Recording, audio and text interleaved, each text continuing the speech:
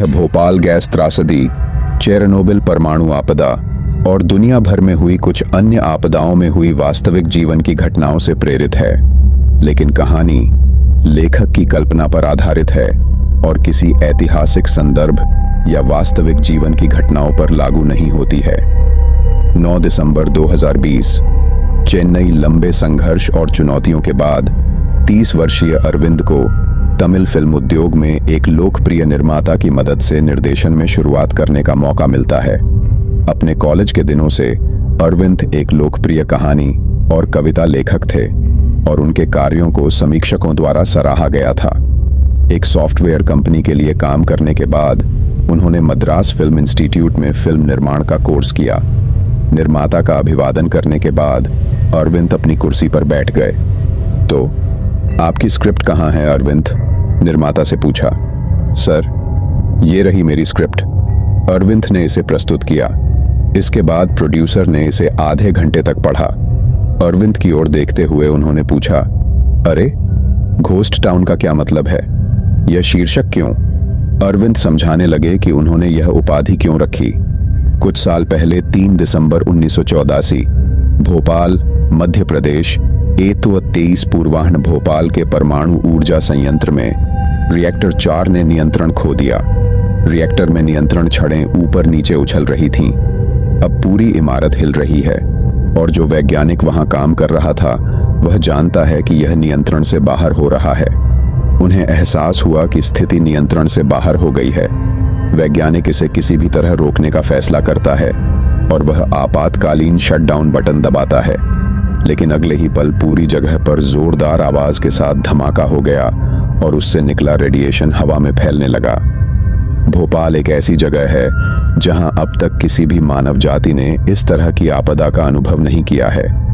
बिजली संयंत्र में एक परमाणु रिएक्टर में विस्फोट हो गया और विकिरण हवा में फैल गया।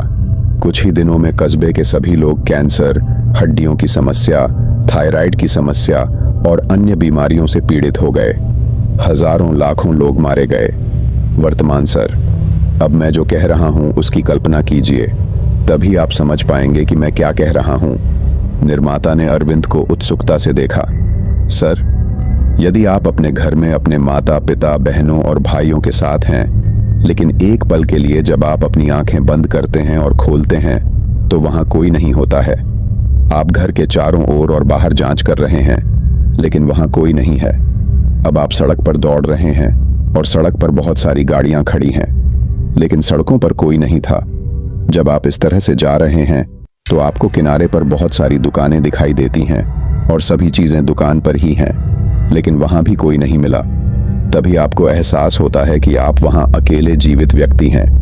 आपके आसपास कोई नहीं है और जब आपको पता चलता है कि आप वहां अकेले हैं तो कैसे क्या आप महसूस करेंगे? आपकी मानसिक स्थिति कैसी होगी? आप इसके बारे में सोच भी नहीं सकते। 3 दिसंबर 1984 1971 में कारगिल युद्ध के बाद भारत सरकार ने परमाणु ऊर्जा संयंत्रों पर बहुत पैसा खर्च करना शुरू कर दिया। थोड़े ही समय में उन्होंने बहुत सारे बिजली संयंत्र बनाने शुरू कर दिए और उनमें से एक है भोपाल परमाणु ऊर्जा संयंत्र। इसका निर्माण 1978 में भारत के प्रधानमंत्री और सोवियत राष्ट्र प्रमुख द्वारा मद्रास शहर से दूर किया गया था। तत्कालीन भारतीय प्रधानमंत्री के साथ समझौते के बाद किसी अमेरिकी कंपनी द्वारा निर्मित अन्य परमाणु संयंत्रों में यह सबसे शक्तिशाली परमाणु संयंत्र था। इसमें कुल 4 परमाणु रिएक्टर हैं और इसे RBM के 1000 के आकार में बनाया गया था।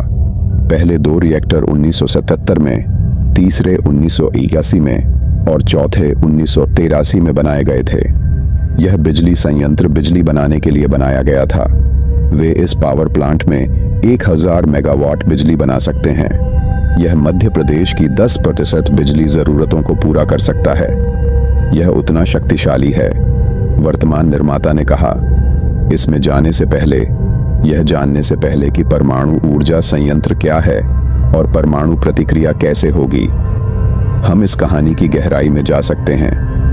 निर्माता ने कहा, इसमें जाने से पहले, यह जानने से पहले कि परमाणु ऊर्जा संयंत्र क्या है और परमाणु प्रतिक्रिया कैसे होगी, हम इस कहानी की गहराई में जा सकते हैं। इस पर अरविंद ने समझाया।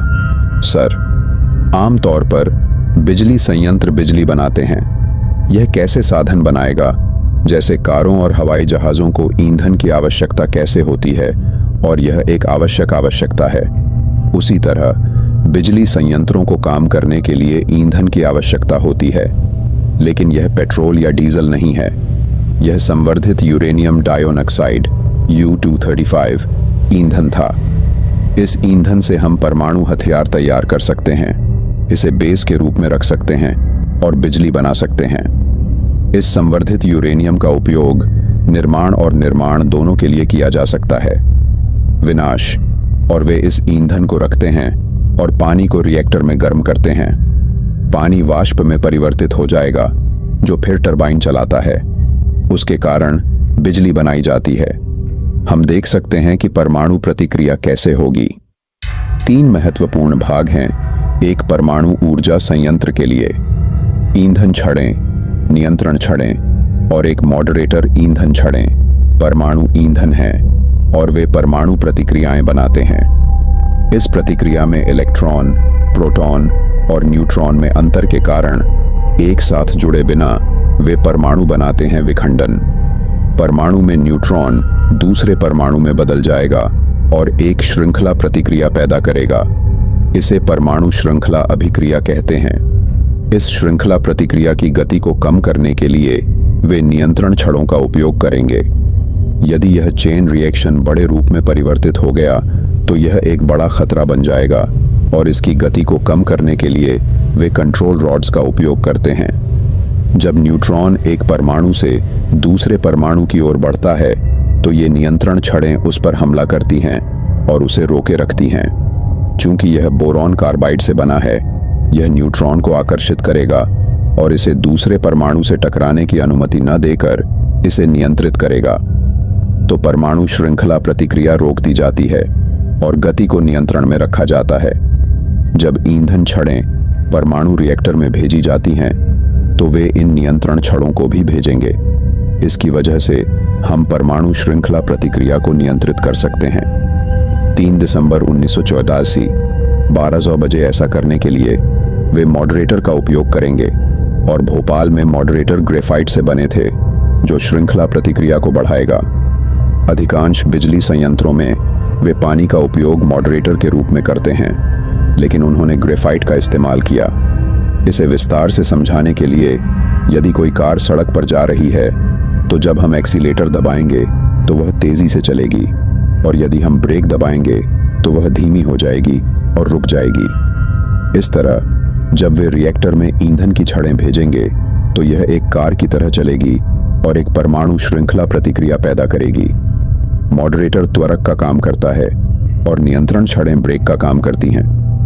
भोपाल के परमाणु ऊर्जा संयंत्र में यह आम दिन जैसा नहीं था। वहां सभी वैज्ञानिक जोर शोर से काम कर रहे थे। पहली पाली खत्म हो गई है और दूसरी पाली के कर्मचारी आ रहे हैं। अब आदित्य गोंड, एक नया लड़का, वहां शामिल हुआ है। जब आदित्य आया तो वह सीधे ड्रेसिंग रूम में गया और अपनी पोशाक बदल ली। अब एक वैज्ञानिक वहां आए और उन्हें कंट्रोल रूम में बुलाया। नया लड़का समझ नहीं पा रहा था कि क्या हो रहा है, क्योंकि उन्होंने उसी दिन ज्वाइन किया था। अब वह नियंत्रण कक्ष में गया और सहायक वैज्ञानिक दिनेश मारिया, जो नियंत्रण कक्ष में थे, ने नए लड़के को देखा और पूछा, क्या आप नवागंतुक आदित्य हैं? जी श्रीमान। ठीक है आदित्य, ध्यान से सुनो।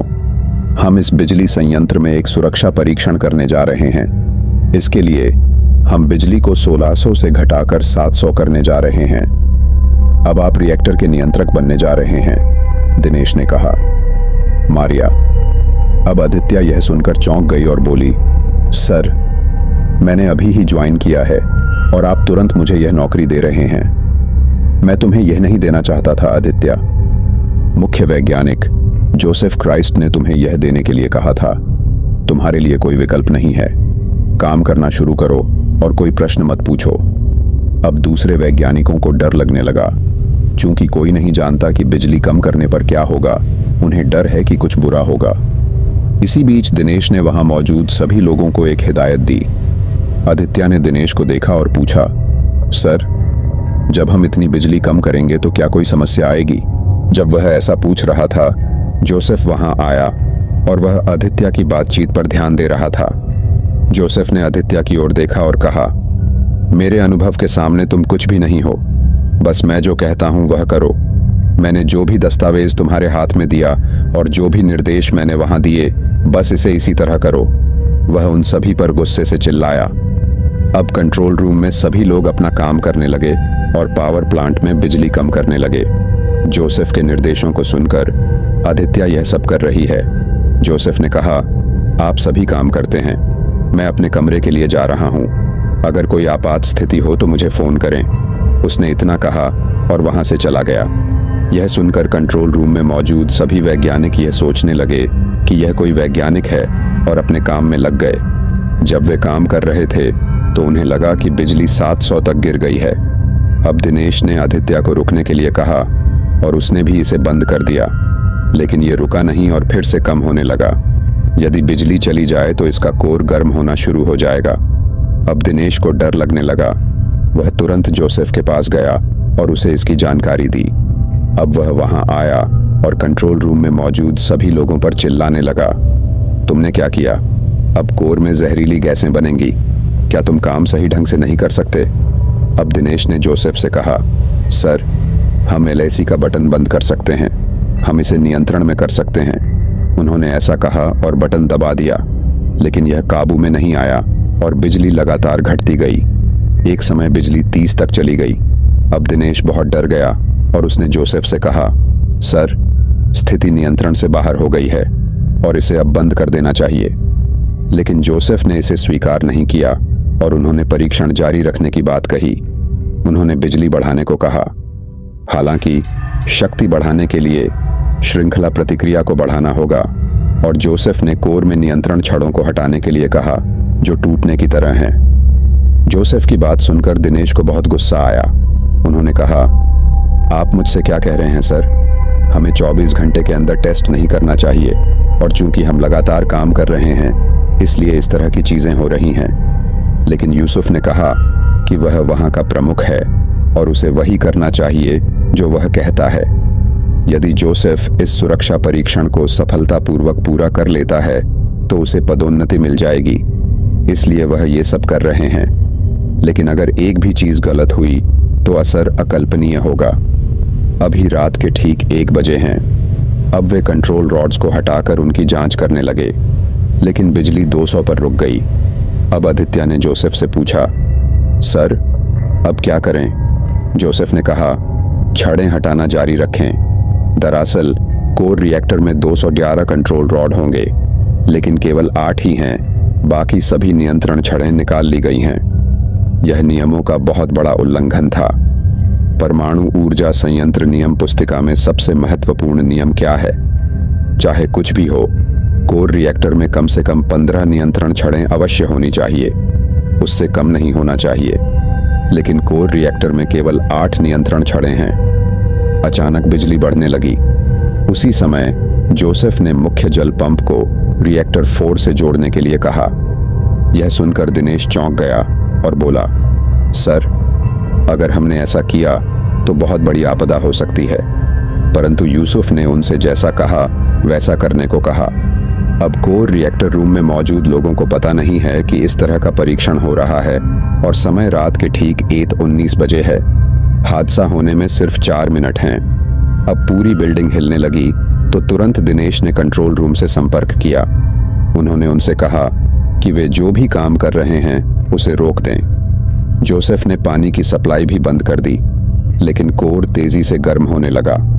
कोर में पहले से ही जहरीली गैसें हैं और जब से पानी बंद हुआ है कोर तेजी से गर्म होना शुरू हो गया है। अब शक्ति बढ़ने लगी और 32,000 तक पहुंच गई और जोसेफ को एहसास हुआ कि स्थिति हाथ से बाहर हो गई है।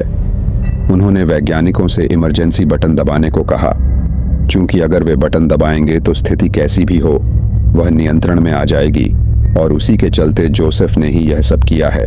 अब दिनेश ने भी इमरजेंसी बटन दबाया और सभी हटाए गए कंट्रोल रॉड एक साथ कोर में जाने लगे। जैसा कि मैंने पहले ही कहा, जब कार इतनी तेजी से जा रही हो कि रुकना संभव न हो तो हम ब्रेक लगाएंगे। चूंकि चेन रिएक्शन तेज हो गया था, इसलिए उन्होंने सभी नियंत्रण छड़ें अंदर रखीं। अब नियंत्रण छड़ें न्यूट्रॉन को आकर्षित करेंगी, जो पैदा करती हैं श्रृंखला अभिक्रिया। सभी ने सोचा कि नियंत्रण छड़ें इसे नियंत्रण में ले लेंगी। वे सभी जानते हैं कि नियंत्रण छड़ें बोरान से बनी होती हैं, और भले ही बोरॉन न्यूट्रॉन को आकर्षित करेगा, नियंत्रण छड़ में एक डिजाइन दोष था।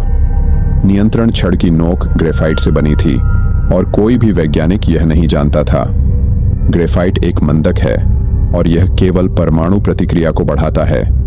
जब नियंत्रण छड़ों की नोक पर मौजूद ग्रेफाइट अंदर चला गया, तो परमाणु श्रृंखला प्रतिक्रिया, जो पहले से ही अधिक थी और अधिक तीव्र होने लगी। कंट्रोल रॉड अंदर जाने के 6 मिनट बाद रात 1:23 पर तेज आवाज के साथ वहां ब्लास्ट हो गया। धमाके के अगले ही पल हवा में रेडिएशन फैलने लगा। वर्तमान रेडिएशन का असर ये होगा कि आम तौर पर दुनिया हमें हिरोशिमा नागासाकी के बारे में याद रखेगी। अब तक जापान के लोगों पर इसका असर पड़ा है। जब ऐसा था तो भोपाल की इस घटना से 400 गुना ज्यादा रेडिएशन हुआ। फिर इसके प्रभाव के बारे में सोचें, अरविंद ने कहा। 3 दिसंबर 1984 अब हादसे की जानकारी फायर फाइटर्स को दी गई, और वहां आए सभी फायर फाइटर्स ने आग बुझाने की कोशिश की। लेकिन उनमें से किसी को नहीं पता था कि ये कोई सामान्य आग नहीं है। जब वे आग बुझा रहे थे तो उन्हें एक चीज का ध्यान आया। एक अग्निशमन अधिकारी ने दूसरे अग्निशमन अधिकारी के चेहरे की ओर देखा, और उसका चेहरा पूरी तरह से लाल था। तुरंत उसने अपने दस्ताने उतारने की कोशिश की, लेकिन जब उन्होंने इसे हटाने की कोशिश की तो उन्हें काफी दर्द हुआ। किसी तरह उसने दस्ताने उतारे और अपने हाथ की ओर देखा। अब उसका हाथ लाल हो गया।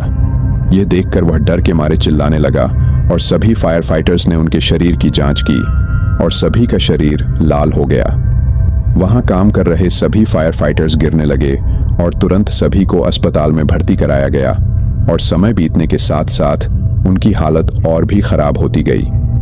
उनके जीवित रहते ही उनके शरीर विघटित होने लगे। अब इस घटना के बारे में भोपाल के सभी लोग जानते हैं, लेकिन लोगों ने इसे गंभीरता से नहीं लिया। उस वक्त वहां के लोगों को इसके असर के बारे में पता नहीं था। जब समय बीत गया तो हवा में सांस लेने वाले सभी लोगों को उल्टी होने लगी, और उनके शरीर को लकवा मार गया। भोपाल के आसपास के अस्पताल लोगों से भर गए, और अस्पताल के डॉक्टर बिना जाने कि क्या हुआ भ्रमित होने लगे। सभी लोग दुख से पीड़ित होने लगे, और इसी प्रकार दिन बीतने लगे। लेकिन भारत सरकार ने दूसरे देशों को बताए बिना इस बात को छुपा लिया। चूंकि यह उनके लिए बहुत बड़ी गिरावट थी, इसलिए उन्होंने इसे केवल एक दुर्घटना के रूप में छुपाया। लेकिन मीडिया और जर्मनी और रूस जैसे देशों को यह पता चल गया। यह जानकर कांग्रेस के नेतृत्व वाली भारत सरकार को इसकी गंभीरता का एहसास हुआ, और उन्होंने इसे और छुपाए बिना लोगों को बचाना शुरू कर दिया। इसमें सबसे भयानक बात यह है कि सरकार ने जानवरों सहित सभी जीवित चीजों को मारने का आदेश दिया। अब एक और समस्या उनका इंतजार कर रही थी। भोपाल में 4 रिएक्टर हैं, और उनमें से एक में विस्फोट हो गया था। सारा कचरा रोबोट द्वारा साफ किया गया। उच्च विकिरण के कारण रोबोट भी खराब हो गए, लेकिन किसी तरह उन्होंने आग बुझा ली, और आग बुझाने के लिए उन्होंने हेलीकॉप्टर की मदद से सीधे उसमें सीसा डाला। जब हेलीकॉप्टर इसके ऊपर गया तो काफी रेडिएशन हुआ, और कोई भी बच नहीं सका। हालांकि उन्होंने आग बुझा दी, लेकिन वह केवल बाहर ही थी। अंदर अभी भी गर्म था, और गर्मी के कारण कोर पिघल गया था और मिट्टी के गोले जैसा लग रहा था। यह हाथी के पैर जैसा दिखता था, और पिघले हुए कोर को हाथी का पैर कहा जाता है। यह हाथी पांव दुनिया की सबसे खतरनाक चीजों में से एक है। अब समस्या यह है कि इस हाथी के पैर के नीचे एक मिनी स्विमिंग पूल की तरह यह रेडियोधर्मी पानी से भरा है, और यदि वह कोर पिघलकर उस पानी में गिर जाए तो वह 1 सेकंड में वाष्पीकृत हो जाएगा और ब्लास्ट हो जाएगा। और यदि यह धमाकों से गायब हो जाएगा, पूरा एशियाई महाद्वीप किसी तरह उन्हें उस पानी को निकालना चाहिए। और उस रेडियोधर्मी पानी की टंकी में एक तिजोरी होती है, और उसे मोड़कर ही पानी निकाला जा सकता है।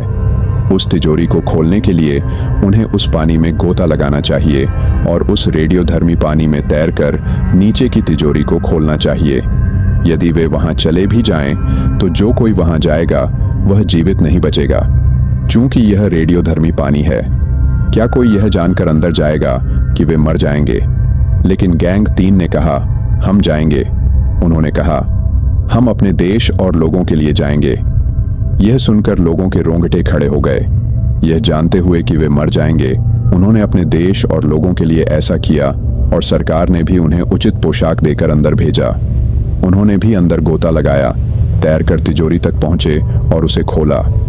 रेडियोधर्मी पानी को पूरी तरह से सूखा दिया गया और इस वजह से एक बड़ी आपदा टल गई।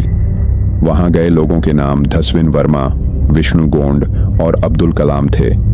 धस्विन की 2005 में दिल का दौरा पड़ने से मृत्यु हो गई, लेकिन सौभाग्य से अब्दुल कलाम और विष्णु गोंड अभी भी जीवित हैं।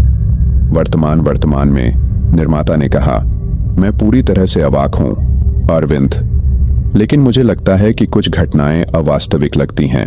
अरविंद जवाब देता है, सर, यह चेरनोबिल घटना से काफी हद तक प्रेरित है और यह एक विज्ञान-फाई एक्शन थ्रिलर शैली भी है, इसलिए मैं कुछ खामियों के बारे में भूल गया। ठीक है, मैं अपनी टीम से बात करूंगा और आपको विवरण बताऊंगा। अरविंद। निर्माता ने हाँ कह दी और इस फिल्म का निर्माण करना स्वीकार कर लिया, क्योंकि उन्हें लगा कि यह फिल्म तमिल इंडस्ट्री में एक नया बदलाव लाएगी। उपसंहार, अब तक लोग विकिरण के कारण कई कारणों से मर रहे हैं और यहाँ तक कि हिरोशिमा, नागासाकी और चेरनोबिल में बच्चे भी अपने जन्म के कुछ सप्ताह बाद मर रहे हैं। आज भी रूस के चेरनोबिल को भूतहा शहर कहा जाता है। अब तक सभी पेड़ पौधे लाल रंग में रहे हैं। अब भी यूएसएसआर रूसी सरकार का कहना है कि इसमें केवल 50 लोग मरे, लेकिन मानवाधिकार रिपोर्ट के मुताबिक इसमें 5000 से ज्यादा लोगों की मौत हो गई। सच कहें तो विकिरण के अप्रत्यक्ष प्रभाव के कारण हजारों लोग मारे गए। प्रकृति के साथ खिलवाड़ करने की एक सीमा होती है और अगर यह उससे आगे बढ़ गया तो यही होगा। भोपाल गैस त्रासदी के कारण हजारों लोग सड़कों पर मर गए और मैंने इस त्रासदी के बारे में अपनी कहानियों लाल क्रांति अध्याय 1 और अध्याय 2 में विस्तार से लिखा है। यदि आपने इसे अभी तक नहीं पढ़ा है तो इसे देखें, यह बहुत बढ़िया होगा। मेरे हिसाब से यहाँ जो हुआ वो और भी क्रूर है। तो पाठकों, आप इस कहानी के बारे में क्या सोचते हैं? प्रकृति से आगे निकलने के मानवीय कृत्य ने इस प्रकार की आपदा पैदा की। इस बारे में आपकी क्या राय है? अगर आपको लगता है कि मनुष्य प्रकृति से आगे निकल सकता है तो टिप्पणी करें।